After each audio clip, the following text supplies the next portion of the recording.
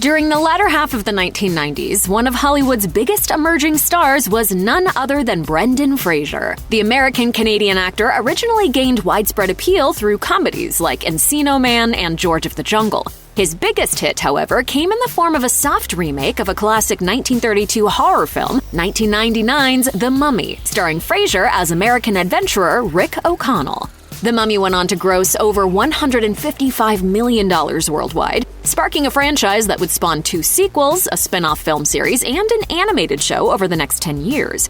Both sequels, The Mummy Returns and The Mummy: Tomb of the Dragon Emperor, managed to rake in far more than their predecessors. Despite this string of great successes as a leading man, Fraser would soon fade from the public eye.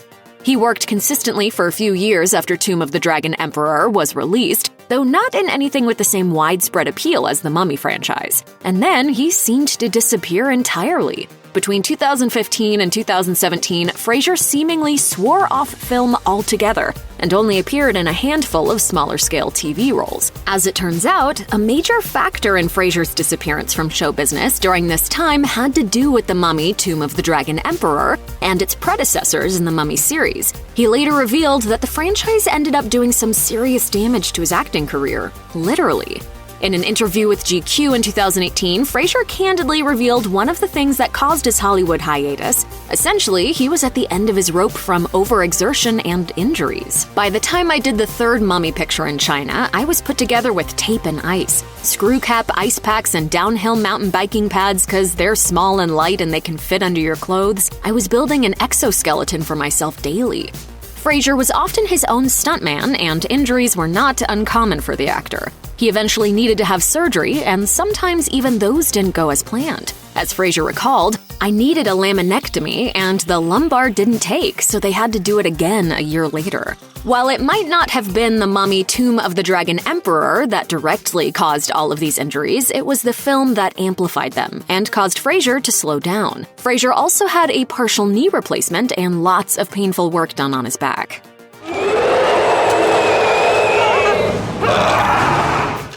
Additionally, the actor needed to have his vocal cords worked on. Fraser remembered being in and out of hospitals for just under 7 years. He was broken and exhausted, and enough was enough.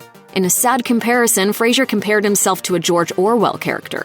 "I felt like the horse from Animal Farm whose job it was to work and work and work. Orwell wrote a character who was, I think, the proletariat. He worked for the good of the whole, he didn't ask questions, he didn't make trouble until it killed him." Thankfully, Fraser has opted to slow down a bit following this era of rest and recovery. His biggest breadwinner at the moment, Doom Patrol, involves considerably less physical risk for the 52-year-old. Even so, he manages to bring much of the personality that helped make him such an effective leading man. Big things continue to happen for the beloved actor, as he's recently been cast in Martin Scorsese's Killers of the Flower Moon. Fraser will star alongside Robert De Niro and Leonardo DiCaprio, 2 actors he hasn't had the pleasure of working with yet. Additionally, he is slated to appear in Brothers, which is an upcoming comedy film from Legendary Pictures. After showing fans that he's still got it in Steven Soderbergh's recent flick, No Sudden Move, supporters of Fraser are more than ecstatic to see him back in the limelight. We couldn't be more excited for him. Check out one of our newest videos right here. Plus, even more Looper videos about your favorite actors are coming soon. Subscribe to our YouTube channel and hit the bell so you don't miss a single one.